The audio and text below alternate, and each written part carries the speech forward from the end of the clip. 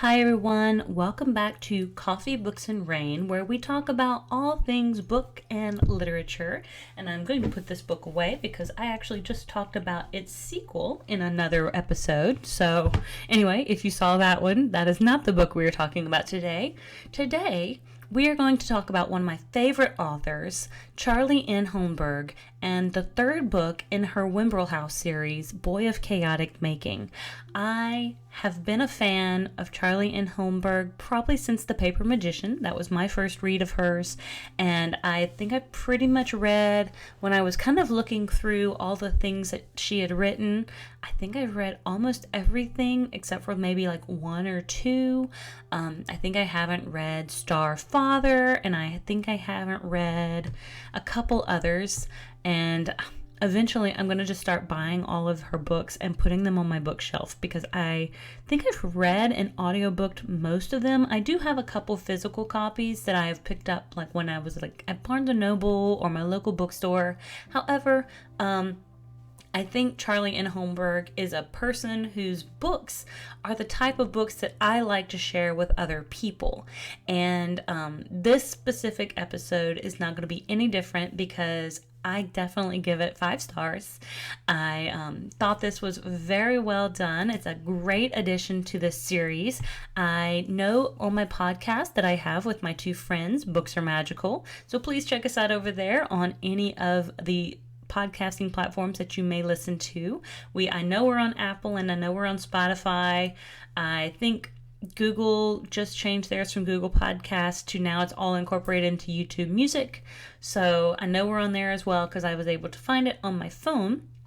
But if you would like to hear more about the first couple episodes of the Wimbrel House series, then you're able to go to the Books Are Magical podcast and go listen to those episodes. So definitely go check it out if that's what you're into. I don't want to tell you what to do or what not to do, but we're going to dive into this book, okay?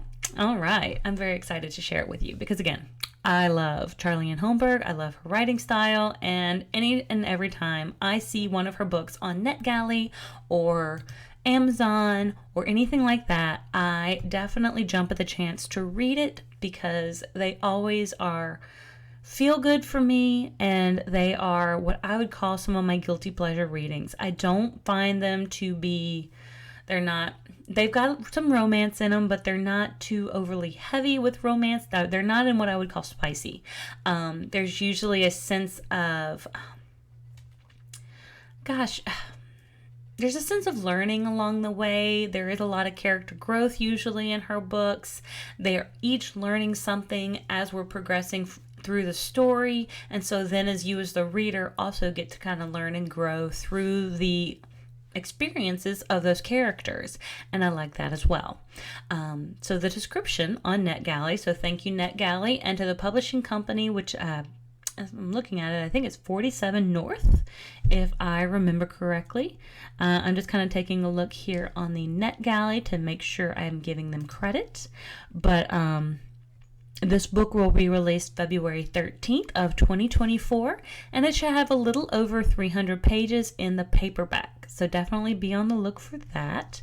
And it does look like the expected publication is by 47 North. So please go out there and support this author and the publishing company who were so kind to let me read it and to also review it. This is my honest review, and I am in no way swayed other than by my own reads and my own thoughts about the story. So, this description is from the NetGalley, and it says, a boy like no other embarks on a transformative journey of magic and self-discovery in the next enchanting Wimbrel House novel by Amazon charts and Wall Street Journal best-selling author Charlie N. Holmberg. And Charlie N. Holmberg is she's a best-selling author of fantasy and romance fiction, including The Hanging City, Star Mother, the Paper Magician series, the Spellbreaker series, and now the Wimbrel House series.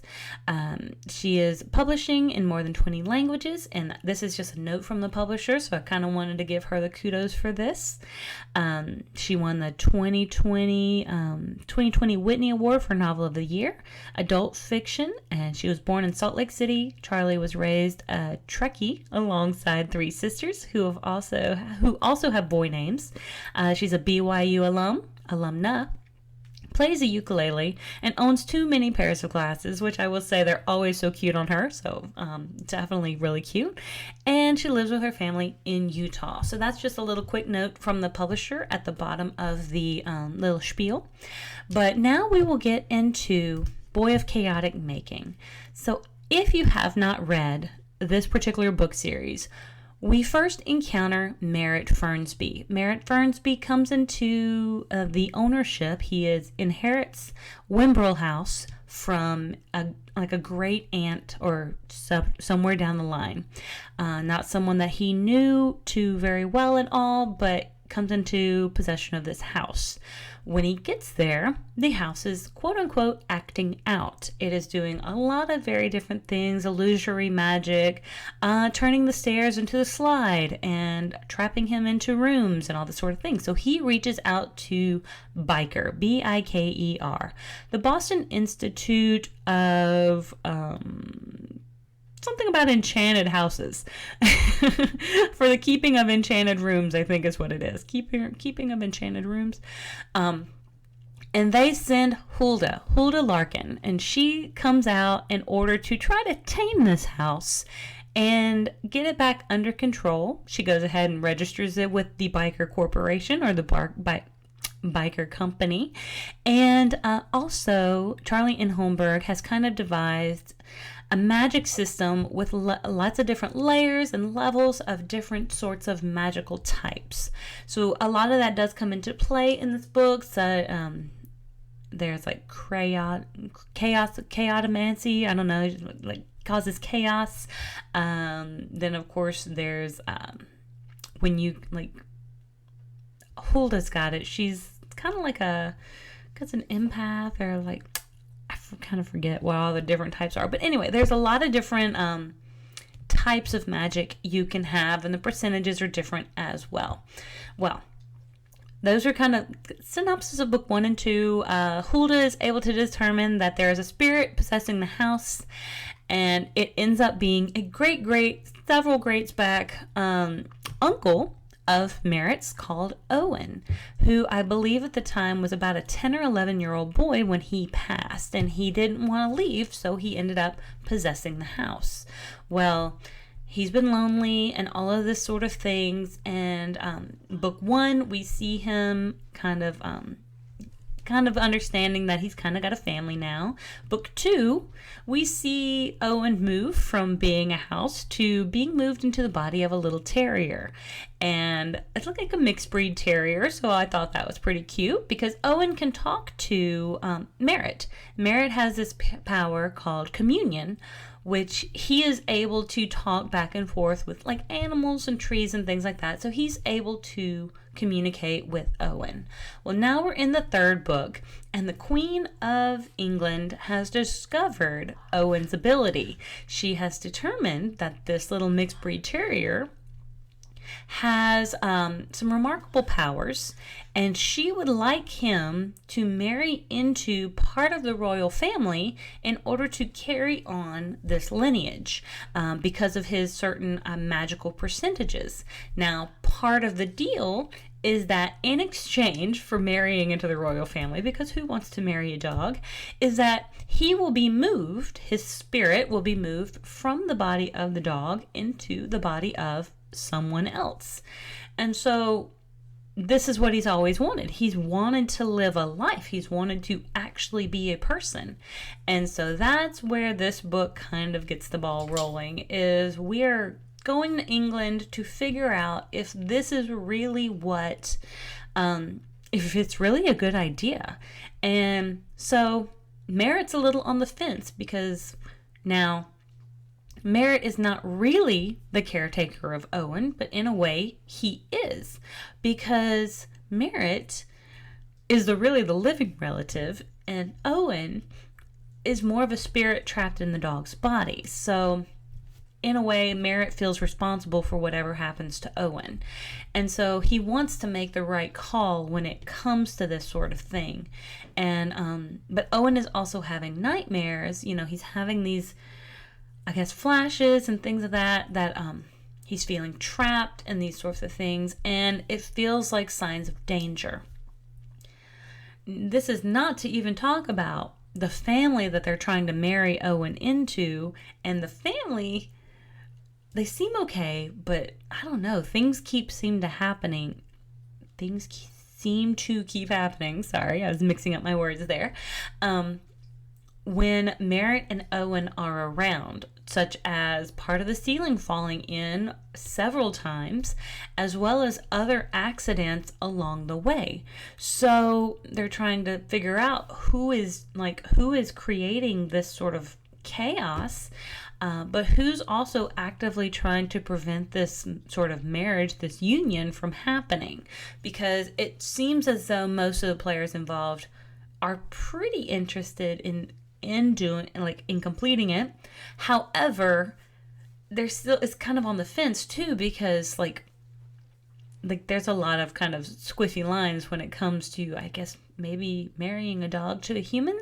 But I think Charlie and Holmberg does really well with kind of addressing all this sort of situation, because the girl, let's just say the girl, she would not be marrying the dog. She would only ultimately marry the person they find the soul to inhabit. So, I'm not going to tell you like spoilers or anything, but what I'm saying is that's what the marriage contract would say, that upon finding a suitable body for Owen to inhabit, that is who the girl would ultimately marry, and not before like a certain birthday. So she needs to be at least a certain age. So there's no real rush. They just want to sign the contract to make sure that, I guess, Owen doesn't marry anybody else. I'm not sure, but he's a dog. So there is a sense of a little bit of urgency, because they don't know actually how old this terrier's body was. And dogs don't live nearly as long as humans do. So they don't know if they have 5 years. They know they don't have 10 years. So they have a shorter deadline than can be figured out. So, with all that being said, that is where we are with this book.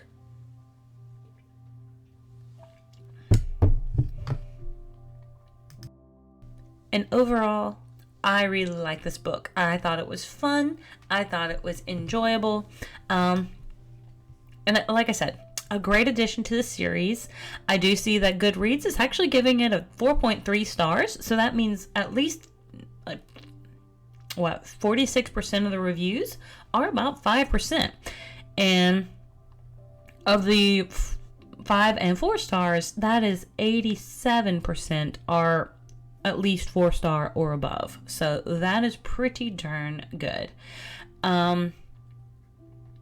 I think it's cute. I don't think it's too heavy hitting. So just want to put that out there, that if you're just looking for a fun read, and one that is just kind of feel good fantasy with a little bit of adventure, magical dogs and things of that nature, and a little bit of chaos along the way, I definitely want to suggest this one for your next read. Again, it comes out on February 13th and should be at most of your bookstores near you, and whatever medium you like to read them in or kind of consume them in. I love audiobooks, but I love physical books too. Ebooks are probably lower on my list, but hey, I work my way through those as well, because we all do what we got to do to get our reading done, right? But anyway, thank you so much for joining me on this journey. I will be sharing more of my thoughts on books and related literature in the very near future, and I will see you all on the next page. Have a great one. Bye.